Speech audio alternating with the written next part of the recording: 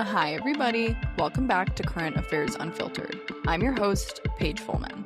The last 2 weeks have been chaotic as usual. There is a lot to get to, and I know for a fact that I'm not hitting on every major story that there was, but we're going to try our best. I do want to give a fair point of warning. This episode at the end does include shitting on Democrats, specifically one Democrat, John Fetterman, who had a bombshell article come out against him. At this point, my solo episodes, the end is just me reading some nutso article that came out over the last 2 weeks, but it's a good one. If you haven't read it, I would recommend going to read it, but we will get into it later. I am recording this on Wednesday at about 6 p.m. Eastern time, so anything that happens between now and Monday when this comes out is not my responsibility. Anyways, let's get into it.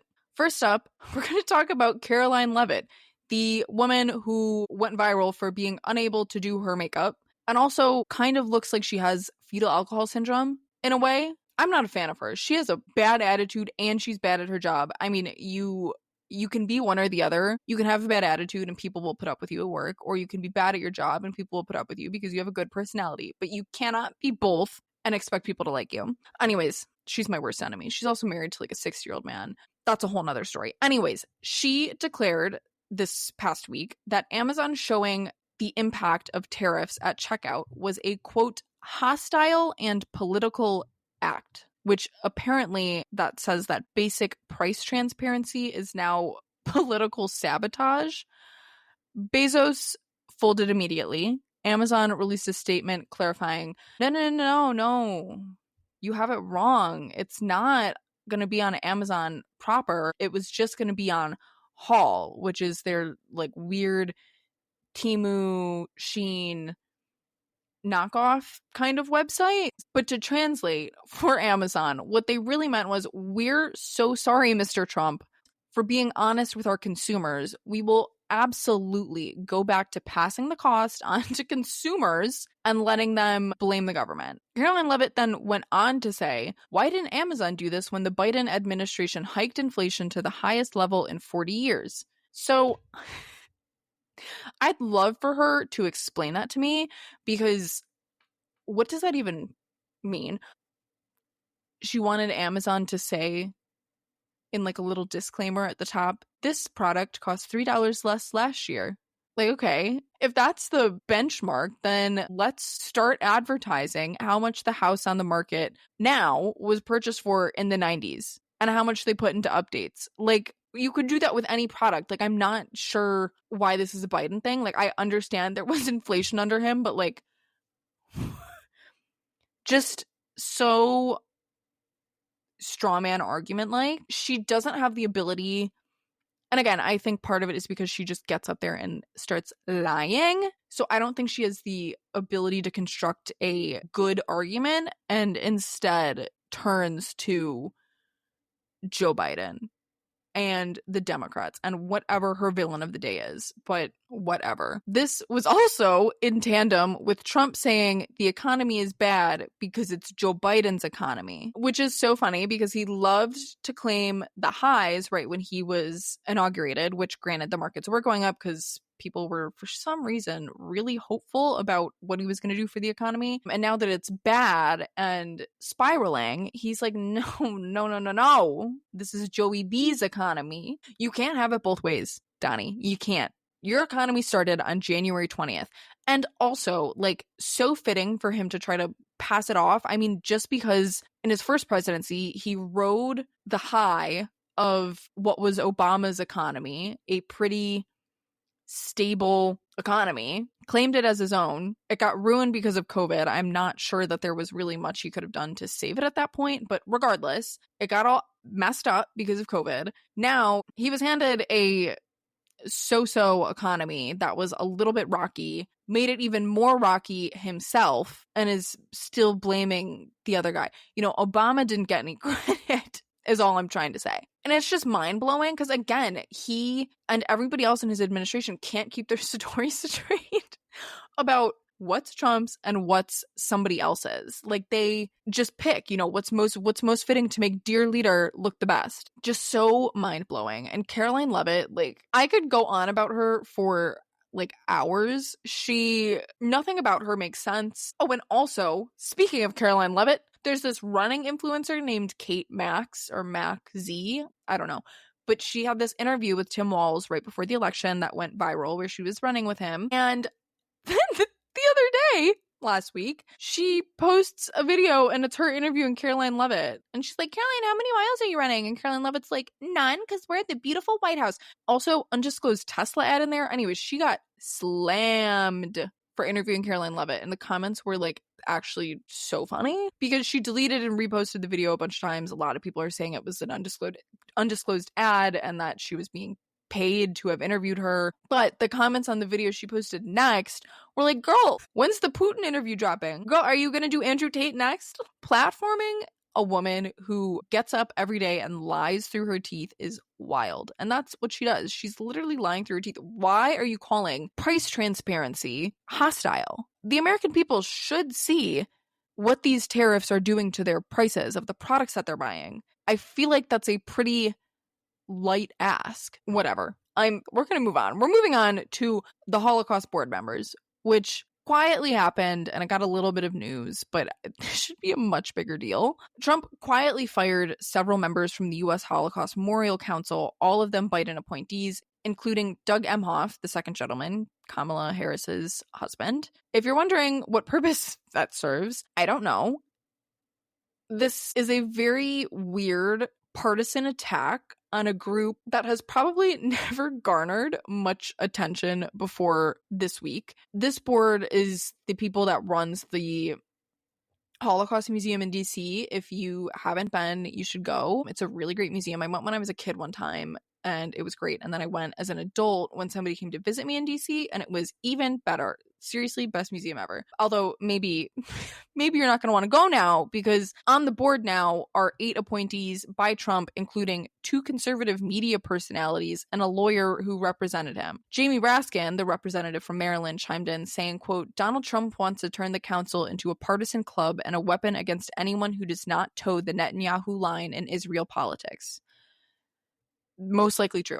I'm going to go with most likely true on that one. I do also want to say that there is a difference between being anti-Israel as a country and imperialist kind of force and being anti-Jewish as a religion and as a culture. The Trump administration seems to have intertwined those two ideas to be indistinguishable. So saying that being anti-Israel as a imperialist force is somehow anti-Semitic, which no, that is a little bit dangerous, going forward. And it feels like that's why those people were appointed to that board, was to intertwine those two definitions and just make anyone or anything that seems to be Israel as a country and military force to be bad, which just isn't true. I am a little bit, I don't want to say eager because I feel like nothing good can come of this, but I am interested to see what happens to this because I it is pretty standard to have a president appoint different people. I'm not familiar with the term length of the Holocaust board, but I'm interested to see in what ways this is weaponized. Like I said, the museum that they control is a great museum, so I'm confused a little bit on what kind of power they have. I don't know. I'm going to keep an eye on this one. But moving on, north of the border, Canada is living my personal dream. Canada had an election. The Liberals won, which is subjectively hilarious because 100 days ago, Conservatives in Canada were crushing it in the polls, with some polls showing the Conservatives up by 25 points. That would be a landslide.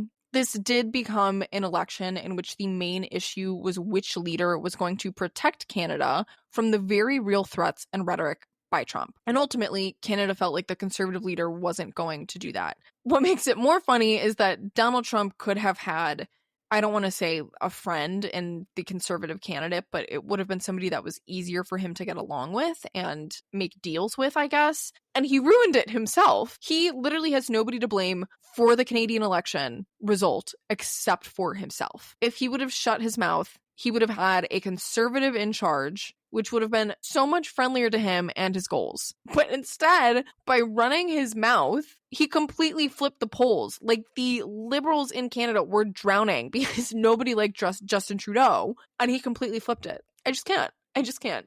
I'm proud of Canada for essentially giving the finger to Trump. I'm sad that it wasn't the US, but such is life, and in 3.5 years, we will have our moment. And then on top of this, the new Canadian president came to the Oval Office and had a meeting with Trump in front of the press pool, and Trump said to the press pool, well, we don't really do a lot of business with Canada. And the Canadian Prime Minister, Mark Carney, was like, actually, like, we're your biggest trading partner. And Trump was like, no reaction. Again, like, lying through his teeth, and then it's just so infuriating. I can't. Blessings to Canada. I hope he does you guys well, and you guys don't take the rightward turn the way the US did. Additionally, in overseas relations, the US signed a critical minerals deal with Ukraine. The deal gives the US access to Ukrainian minerals and may provide Ukraine with more support for its defense. The Economic Development Minister of Ukraine described it as an equal partnership that includes the development of mineral oil and gas products. The US will provide either direct financial assistance or new military assistance to Ukraine, which will contribute half of any royalties from future oil, gas, and mineral licenses. The deal that was signed was a lot friendlier to Ukraine than earlier iterations of the deal, which is signaled by the fact that current projects that, current oil and minerals and whatever that they already have going are exempt. So all of this hinges on future projects that they have regarding oils, mineral, and gas. However, I'm not even sure if this is a however. Maybe it's a good thing. With the deal now signed, Russia is sweating a little bit. Putin's getting hot and bothered, worrying that the US will start to tilt towards Ukraine now that this deal is signed. And Putin currently is on Trump's bad side. I think everybody saw that tweet where he was like, Vladimir, stop! Kills me every time. But Putin has been a very bad boy in Trump world and is not listening to Trump. When is Trump going to learn? Putin doesn't listen to anybody except himself. I do think that this would be a weird 180, especially considering the Trump administration has been parroting Russian propaganda for months about who started the war and toying with the idea of acknowledging that Crimea is part of Russia. So I'm intrigued to see where this goes in the long run. I think ultimately Trump and his people are trying to play both sides of this. So because of that, I think there is a reality where this completely blows up in his face. Not even just his face, all of our faces, because Trump has said himself that could very possibly become World War III. And now that Putin's not listening to anything, suddenly does not have the potential to be World War III. Like, again, can't stick to the plot, can't stick to the story, whatever. It is what it is. Regardless, a deal has been signed. Putin's not listening to Trump, and we're now a little bit over 100 days into the administration, and the war that he said he was going to end on day one is still going on. So that's awesome. Another thing the Trump administration is doing is playing musical chairs. Mike Waltz, the national security advisor, was pulled from his post to become UN ambassador. The Trump administration is trying to spin this as a promotion. Make no mistake, that is a demotion. That is going from having access to all the intelligence ever, coordinating anything you could possibly imagine, to going and sitting in New York with a bunch of snooty diplomats. Anyways, the other background with the UN ambassador position is that Elise Stefanik fought tooth and nail to get it. I read in a book recently that she was like the first, after Trump won, she was one of the first people to call him and ask for a job, and she asked for the UN ambassador job. She hadn't been confirmed yet, and then a few weeks ago, she suddenly pulled out, and lots of people speculate that it was because there was some concern over the fact that the Republican majority in the House is so minuscule that her district would potentially flip, or, they'd need her vote. Waltz will also have to be confirmed by the Senate, which will really test the limit, I think, of how much Republicans are willing to give in. Because keep in mind, Mike Waltz is the guy, as much as Pete Hegseth is, the guy behind Signalgate. So he's now has a history of using Signal and shedding a bad light on the administration. So I'm eager to see if they go for him and continue to vote for him on this. But more importantly than Mike Waltz is the person that is now tapped to be the national security advisor in the interim. None other than Lil Marco Rubio. Lil Marco Rubio is now temporarily serving as both Secretary of State and National Security Advisor, and also he's the administrator of USAID, which apparently doesn't exist anymore. He's got 3 jobs right now.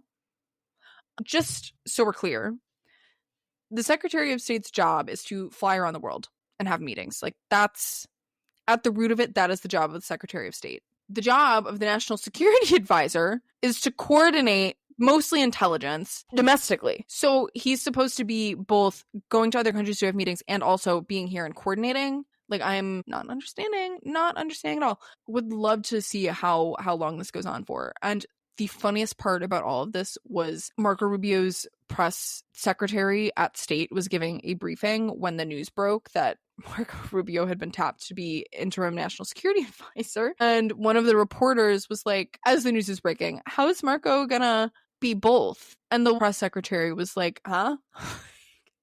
Nobody had been briefed on this. Like, I honestly think Trump didn't even tell Marco Rubio that he was going to be the acting national security advisor. Anyways, but I guess Secretary of State and National Security Advisor are they're part-time jobs. They're 2 parts and they make a whole. Like, is he doing 120 and the other 120 hours? Like, is one 10 hours and the other's 30? Like, Marco, tap in, let me know. At this point, I feel like somebody needs to just put a help wanted sign on the front door of the White House. And Trump hasn't said who he's appointing to be the national security advisor, but rest assured it will probably be someone insane, because on top of all of this, everybody's favorite MAGA influencer, Laura Loomer, is claiming credit for the removal of Waltz as well as his deputy, Alex Wong. In response to reports that she was the ouster, Laura Loomer responded to Politico saying, quote, "Loomered, period," end quote, send. Loomered, period, send. That was her response. Oh my God. And keep in mind, like, this is the same lady who a few weeks ago had showed up to Trump's White House and he announced a whole slew of removings and firings. And now she ousted Mike Waltz, and then she also ousted his deputy, Alex Wong, because he is Asian, and she accused him of having sympathies to the Chinese. Reportedly. Allegedly. You just got loomered, Mike Waltz. How does that feel? I would love to know what her criteria are, because Mike Waltz is doing signal things, didn't lose his job, even though that was probably one of the most egregious things he could have done. And now he's lost his job because Laura Loomer said so. I don't know. Anyways, the other thing I want to talk about is Marco Rubio, the fact that he literally sold his soul to be Secretary of State. He had the most support out of any of Trump's nominees because he's a sane and generally, I don't want to say good person, okay person, fought for his beliefs for years. And now he's in this position that he's been craving for years and years and years, and he's actually bending over backwards to lick Trump's boots. So that's awesome. Love people with no spine. To Mike Waltz, Washington Post reported that he was spotted at a cabinet meeting, that insane cabinet meeting last week that I'm not going to touch on, but it was the one where Elon Musk put on 2 hats and was like, haha, my hat's wearing a hat. And everybody was like, ew, that cabinet meeting. There were press all over the room, and he was spotted using a modified version of Signal while in the cabinet meeting and while press and cameras were right behind him. He didn't even have, and the article talked about this, he didn't even have a privacy screen. Somebody is in his phone, 100%. And in the pictures, when you zoom in, you can see he had calls and texts from Tulsi Gabbard and JD Vance, so they're not sorry, is the moral of the story. And also shows, they didn't learn their lesson. And all I'm going to say is stay stupid, Mike Waltz and friends. The no privacy screen and the brightness all the way up is just peak comedy. I couldn't write it better. If he didn't learn from Signalgate the first time, I don't think anything could possibly happen to make him be better at texting secret messages. I just can't. In other more domestic news, Trump's Alien and Enemies Act was ruled illegal. A Trump-appointed judge, I'm going to say that again, a Trump-appointed judge ruled that Trump's use of the Aliens and Enemies Act was, in fact, illegal. He said the law can only be used when an organized armed force is coming into the United States and we're being invaded. So first of all, Trump's judicial pick said this is unconstitutional. Second of all, I can already see it now that Trump is going to be like, well, we are being invaded by the Venezuelan gangs. Like, and then there's going to be a fight over what invaded means. Like, I already know that's where they're going. They're already having the fight over what facilitate means in regard to Kilmar Abrego Garcia. Be more specific, judges. Be more specific in your language. Trump did predictably lash out at the judge on Truth Social, misconstruing the argument yet again by saying that judges want criminals and murderers to be in the country and that they don't want criminals and murderers to be deported. The reason that this is misconstrued is because the root of the argument is that they are not verifying these people are gang members or criminals at all. I believe that a majority of people would support the removal of violent criminals from the United States. I feel like that's a soft and easy take to have. Their whole argument about like, oh, we're deporting the gang members and the violent da-da-da-da rests on the fact that the government is doing its job. It rests on the fact that the government is doing its job and actually checking and providing proof, which we know that they are not doing that. And also, double funny, because this is the same party and the same people that are like, the government doesn't work.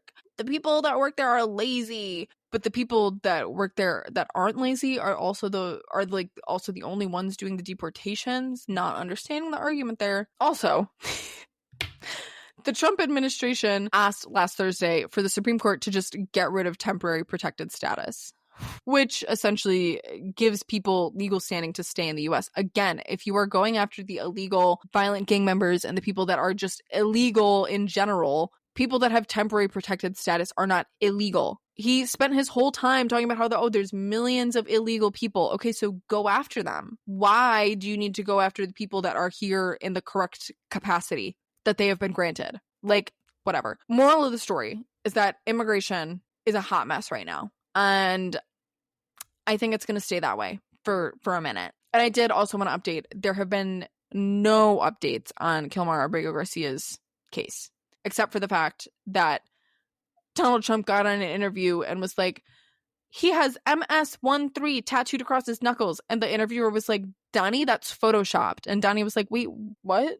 This goes back to my last solo episode where I talked about how the breakdown happens, I think, in the Trump administration when the people giving him information are the people lying. And he just believes his people because, I mean, honestly, as president, why wouldn't you? Like, these should be people that you trust. So I think the breakdown is his administration and people that work for him showing him false pictures, false stories, false narratives, and then he goes and repeats it. So when an interviewer says, no, sorry, try again, that's a lie, he's like, well, that's what somebody told me. Sir, your people, they're lying to you. They are lying. And I think that's where the breakdown is, which I don't want to say that I have a sympathy for Donald Trump, but I'm like, he doesn't even have the chance to share the truth or share a genuine idea when he's just being told lies. Like, if somebody keeps telling you the sky's green, and you've never seen the sky before, like, you're gonna go, oh yeah, the sky's green. Whatever. I think this was also in the same interview, but we're going to move on to Trump being asked two very basic questions, not even related to being the president. I would say just related to being a public servant. He was asked, are you required to uphold the Constitution? And does every American deserve due process? He answered both with, I don't know, and then, I'm not a lawyer. If you recall, the oath of the president starts out by saying, I do solemnly swear that I will faithfully execute the office of the President of the United States and will, to the best of my ability, preserve, protect, and defend the Constitution of the United States. But he doesn't know. He doesn't know. Also, in the whole interview, like, you could tell he was getting exasperated, I want to say, like, because he kept answering, I don't know. And by the point where he was saying, I don't know, in regard to the Constitution, he was like, I don't know.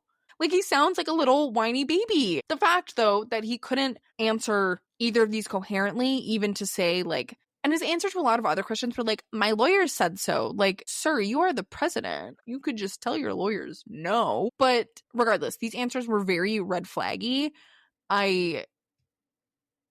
These seem like such simple Simple answers to just be able to say, yes, I have to protect the Constitution. You know, I'm doing my best with the way I interpret it. Like, I don't know. The interview as a whole was like a mess, and Trump was, of course, combative, weird, and just weird. But in other Trump news, Donald Trump wants to reopen Alcatraz.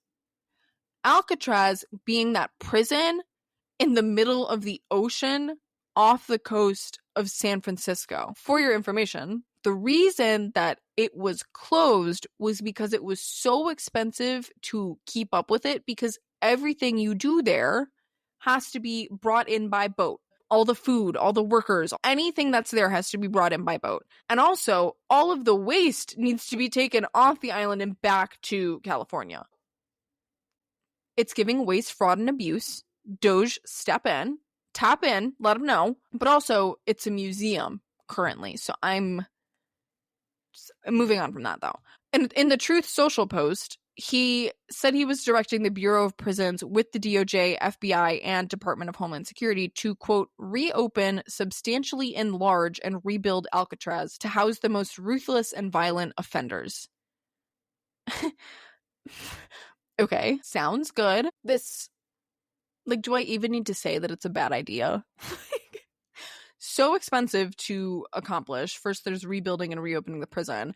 And then there's the fact that you have to pay for all the upkeep, like I said, the trash removal and people moving and food, whatever. Expensive and useless. Also, the whole, like, feat of Alcatraz was that it was this, like, inescapable prison in the middle of the ocean. Are we having a problem with our prisons on land that people are escaping from? Like, I'm not understanding what is the issue with our prisons that we have on the continental mainland USA that we would need to reopen Alcatraz? Are they full, or like, do we have an escapee problem? I just don't there wasn't really a reason given, and he isn't really answering the follow-up questions from reporters. So riddle me that. Again, keeping my eye on this one begrudgingly, because it sounds so unserious, but like, I'm gonna sleep with one eye open and keep my eye on Alcatraz. So if you were planning on ever visiting, you should probably go while it's still a museum and not a prison again. Okay, moving on to everybody's least favorite Democrat, John Fetterman. Last week, the New York Magazine posted an article, and it was titled, "All by Himself. John Fetterman insists he is in good health, but staffers past and present say they no longer recognize the man they once knew." Now, John Fetterman was kind of an enigma. I don't know how much you guys all followed him, but John Fetterman ran for the Senate in 2022 against Dr. Oz, which was already like a bad candidate. On the campaign trail, John Fetterman had a stroke and he recovered. A lot of Dr. Oz's attacks were based on John Fetterman having a stroke. Granted, at the time, he had a little bit of a speech impediment, but cognitively, like, it seemed like he was all there. Like, it was just typical stroke recovery, as typical as that can get. John Fetterman deployed a wild social media. His social media people were incredible. Like, they connected with young voters. He had a viral video about one of his big attacks was that Dr. Oz lived in New Jersey. And so they got Snooki to do a cameo and basically said, like, New Jersey will welcome you back with open arms, Maymet, which is Dr. Oz's real birth name. He just did a great job. Like, his social media people were incredible, and like, he really just ran a campaign that I will never forget. However, he got to the Senate and he had a pretty normal first year, and then all of a sudden last year was when people started to turn on him because he was not giving the John Fetterman that they voted for. He was pro TikTok ban. He is vehemently pro-Israel, which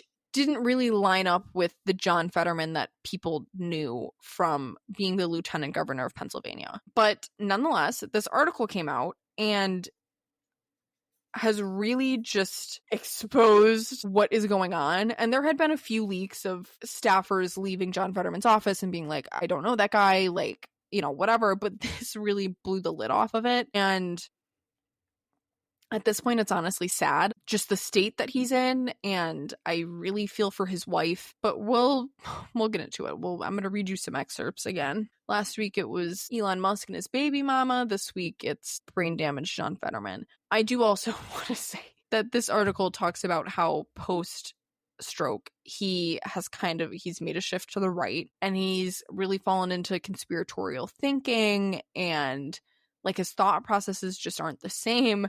And I think there's nothing funny about having a stroke and going through that recovery. But I think it is so funny that in order for him to start talking right-wing rhetoric, he literally had to have brain damage. I want you to think about that for a second. In order for a man on the left to start agreeing with the right, he first had to have brain damage. John Fetterman, the man that you are. Okay, let's get into the article. So the article starts with a story from his chief of staff, former chief of staff, it sounds like, who, I don't know if you remember, but last year, John Fetterman checked himself in for 6 weeks of inpatient treatment, I think, for what they called clinical depression.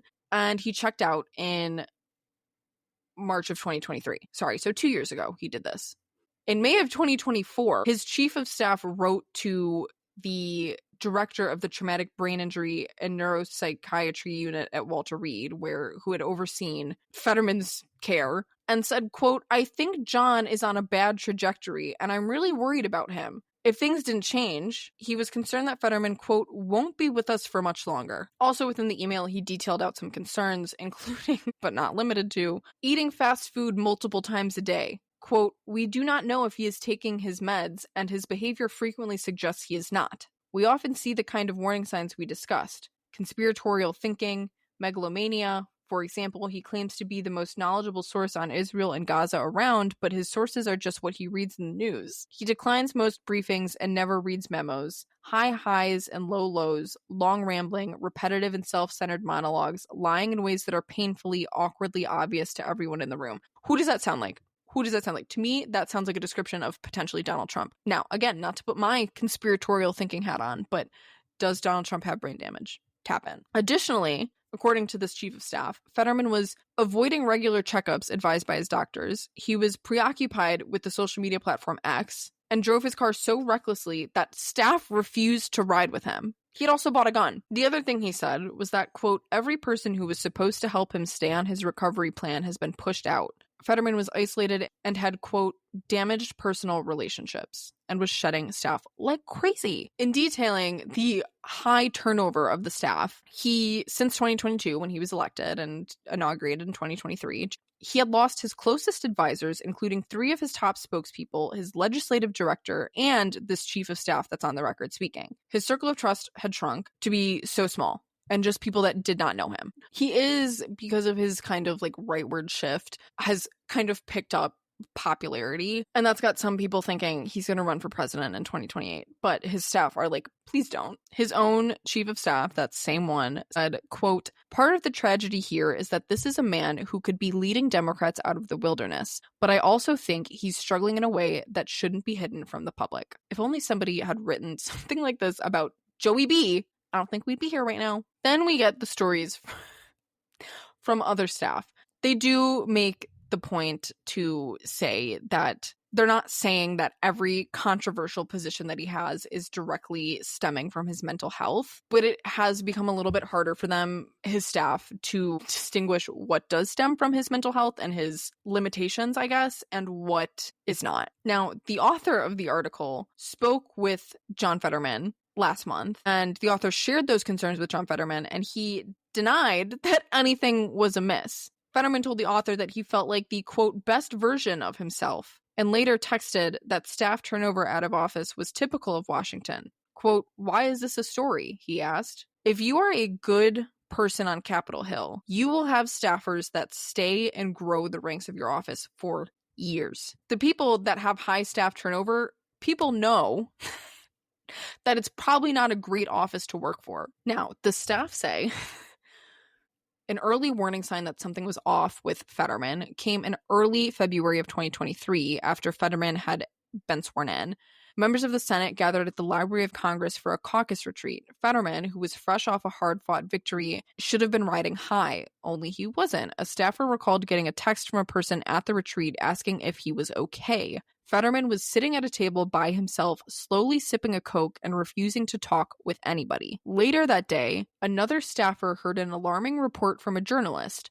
Fetterman had just walked obliviously into the road and was nearly struck by a car. An aide found Fetterman wandering on Capitol Hill a short time later. Worried that he had suffered another stroke, the staffer whisked him to George Washington University Hospital. Doctors there determined there had been no new stroke and that the, quote, dizziness and confusion he'd experienced was partly owed to severe dehydration. Like, this was over 2 years ago. Why are we just learning all of this now? He was almost hit by a car?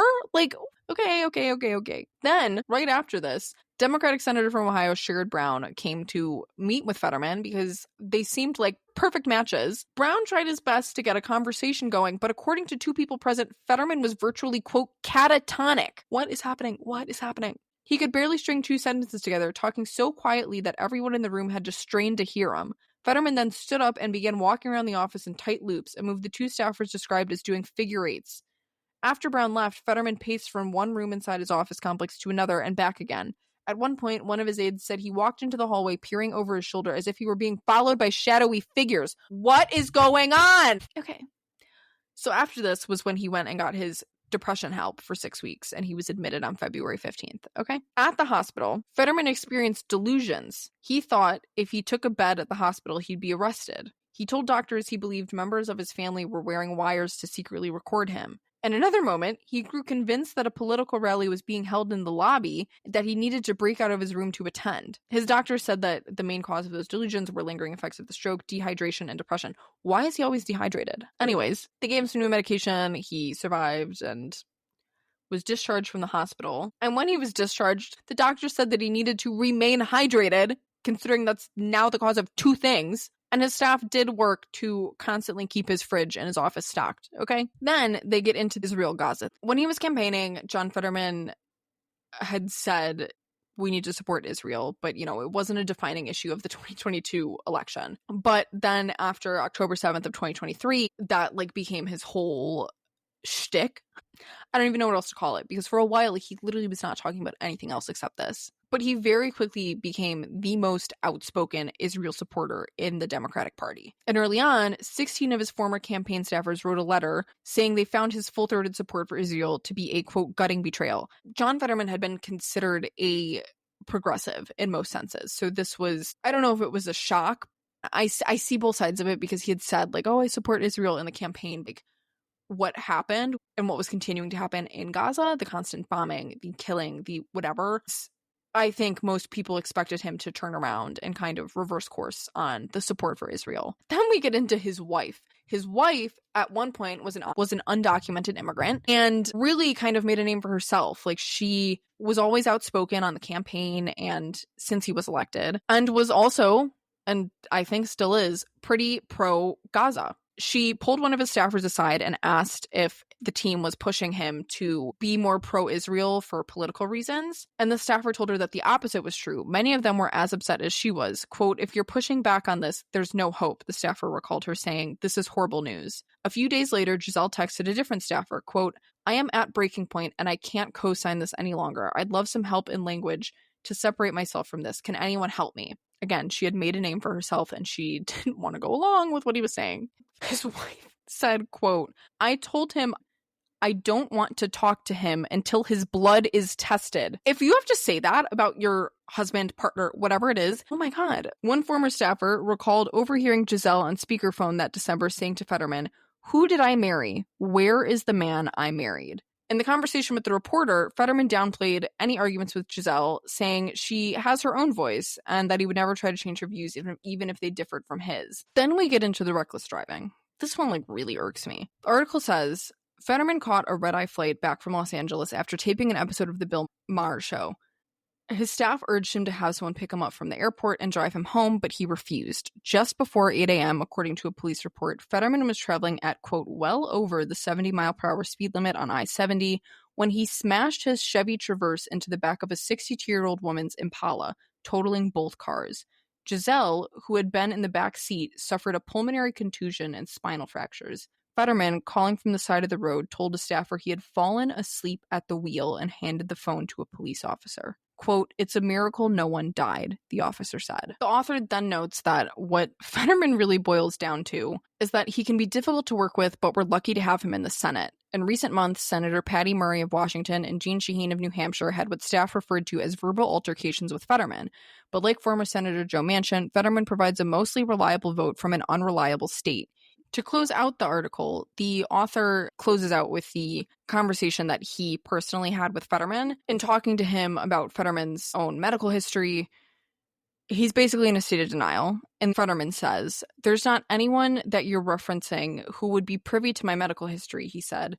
"Do you care to comment whether they are right or wrong?" I asked. "I'm just going to say that it's disgruntled employees saying things that are either untrue or so that's kind of the business that we are in," he said. I asked him why these staffers might be disgruntled. "For whatever reason," he said. "There's a lot of people who just hide behind unnamed sources and articles. I tried to move the conversation to Trump's tariffs and other issues before leaving, but it was plainly clear that his mind was elsewhere. His voice was low. He barely bothered to look up. His sentences were clipped. I feel like there's been kind of a tone shift here," I said, trying to catch his eye. "Can you tell me what you're feeling, what you're thinking?" For the first time since I had returned to his office, he looked right at me. "No, everything's great," he said, deadpan. "Everything's great. I don't know what you're referencing." So I do recommend you go and read this article in full. There are many parts that I glossed over, but this is a man that should not be in the Senate, period. He is clearly, I don't want to say not all there, because I do think he still has his cognitive abilities, but what I think is going on here is that he has brain damage and didn't take the time to properly recover post-stroke, and now is not taking his continued recovery seriously. There's been a lot of people saying that he is not the same person that they had as lieutenant governor in Pennsylvania, which is also another red flag to me, and it's unsurprising to me that he's ruffling feathers. That's kind of always been his thing, but it's starting to cross a line into insane behavior. And I just hope that he gets help at the end of the day. I think he just never really had the time and space to completely recover, and that is now starting to show itself, especially the fact that he's, separated from his family and separated from his wife for so much time just being in DC. But I don't know, it's tough because I think he's a Democrat that Democrats love to hate. Not politicians, but like people, for the Israel and Gaza stuff, for the Pete Hegseth vote. Like, there's so many reasons to not like the guy. But at the end of the day, it's more sad than anything that he seems to be clearly suffering and won't help himself. And ultimately, I say it all the time, you can't help somebody who doesn't want to help themselves. So I think that's where it stands now. But if you are listening and you are in Pennsylvania, I'd strongly consider urging somebody to run against him in 2028. Because if things continue on this path, it's not looking very great for him. If you do want to read the article, I will post a link to it. It is behind a paywall on the New York Magazine website, but I was able to find it without the paywall. We're going to fingers crossed that this link continues to work. But I will post the behind the paywall version and then the not behind the paywall version, and you guys can figure that one out on your own. I will be back next week, and we will be talking about the newly politicized thing of remote work. A topic that anybody that is working full-time right now is at least somewhat invested in, and we will be talking with Brittany Rasmuth, who helps companies set up good remote work practices, and my conversation with her was super insightful, super interesting, and really made me hopeful for what the future of remote work could be. So be sure to tune in next week. But thank you guys so much for tuning into this episode of Current Affairs Unfiltered. If you enjoyed today's episode, don't forget to follow, leave a review, or share it with somebody who could use this information. And as always, if you have questions, topic suggestions, or just want to say hi, you can find me on social media at Current Affairs Unfiltered Pod on Instagram, or send me an email at currentaffairs.unfilteredpod@gmail.com. I'd love to hear from you. Keep asking questions, stay engaged, and remember to go to your checkups if you have brain damage. I will see you guys next week.